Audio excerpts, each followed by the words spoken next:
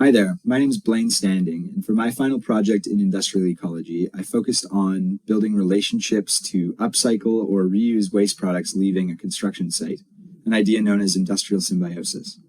So I conducted my research in cooperation with a construction company called Graham, and I focused on their operation across Alberta.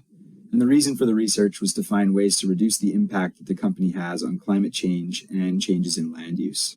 So I started out by looking at two old construction projects that Graham had taken part in, and I assessed their metabolisms or material flows. And then I mapped them in an MFA format. And from that, I discovered that the largest contributors to waste outputs were cardboard, concrete, aggregate, drywall, metal, and wood. I then looked into some upcycling and reuse possibilities for these materials, and I found manufacturing companies in Alberta that could be capable of accepting these materials in order to execute some of these upcycling and reuse possibilities.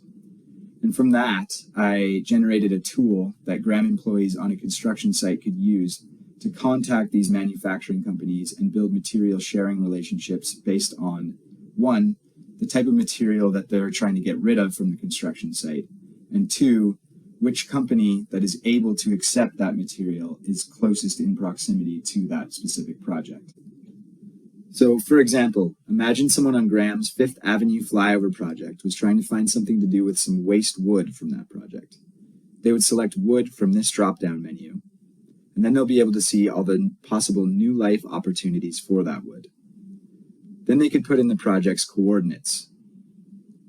And once they've done that, they'll be able to see the distance to a manufacturing company able to accept the wood, what the company is called, what they might be able to do with the wood, and then the number to call to get in touch with them.